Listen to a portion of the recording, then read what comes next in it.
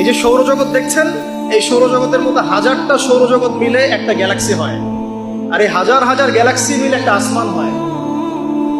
এরকম করে ওই মহিলা, যে ব্যক্তি একজন যৌনকর্মী ছিল বা যেটা আমরা বলি ব্যভিচারিণী মহিলা ছিল, একটা কুকুরকে দেখেছে সে পানি পান করার জন্য তৃষ্ণা। নবী সাল্লাল্লাহু আলাইহি ওয়াসাল্লাম বলেছেন, কাফা বিল মারই কাযিবান ওয়া হুয়া ইয়াকুলু কুল্লামা সামি'a।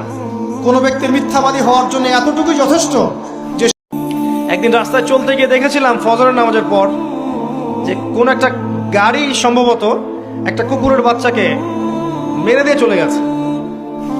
অহংকার মানে এই নয় যে আপনি সুন্দর জামা পরছেন, আপনি সুন্দর কাপড় পরছেন, আপনি ভালো একটা বাড়ি পরেছেন, এটা অহংকারের পরিচয় নয়। বরং অহংকারের পরিচয় হচ্ছে একদিন একজনের সাথে আমি একটা বাজারে হাঁটছিলাম, তো কলা কিনবেন তিনি, নাম বলছি না, আমি নাম সঙ্গত কারণে বলছি না। ছোটবেলা আমরাও মনে করতাম যে মানুষের জন্ম নিয়েছে, কি ভুলটা করলাম, হিসেব নিকেশ, জান্নাত জাহান্নাম, কত সমস্যা।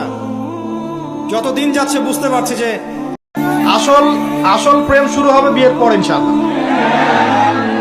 আর তখন বুঝবেন দিল্লি কে লাড্ডুর কি মজা। তখন মনে হবে যে কাশ আরো 5টা। আমরা কিন্তু আমাদের মূল্য বুঝি না, যে আমরা কত উন্নত সৃষ্টি, আল্লাহ পাকের কত প্রিয়, আল্লাহ কত ভালোবেসে মহব্বতের সাথে আমাদেরকে সৃষ্টি। নবী সাল্লাল্লাহু আলাইহি ওয়াসাল্লাম বলেছেন যে পৃথিবীর সবচেয়ে সুখী মানুষটাকে জাহান্নামে ঢোকানো হবে এক মুহূর্তের জন্য। আল্লাহ জানেন আল্লাহ পাকের মুহূর্তের হিসাব কতটুকু, আমরা জানি। আপনার তাকদিরে যা আছে আপনি পাবেন, না পেয়ে আপনি দুনিয়া থেকে যাবেন না, ফুল স্টপ। আর আপনার তাকদিরে যা নাই সারা। নবী সাল্লাল্লাহু আলাইহি ওয়াসাল্লাম বলেছেন, রাতের বেলা তোমরা বাচ্চাদেরকে সন্ধ্যাবেলা ছেড়ে দিও না, আগে ভালো করে সন্ধ্যাটা হয়ে যাক, যদি ছাড়তে হয় তারপর ছেড়ো। তারপর রাতে ঘুম থেকে উঠলেন, এমনি উঠে চলে যাবেন না, উঠেন, বসেন, বসে ঘুমের ভাব দূর করেন, দূর করে বলবেন আলহামদুলিল্লাহিল্লাযী। দিনদার ছেলে নাই, বিয়ে নাই, দিনদার মেয়ে নাই, বিয়ে নাই। ওই যেটা আপনি মনে করছেন রূপ সৌন্দর্য হাবিজাবি কিচ্ছু থাকবে না ভাই।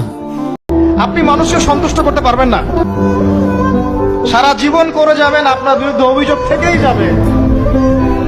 শুধু আল্লাহ রাব্বুল আলামিন অপেক্ষা করে বসে আছেন।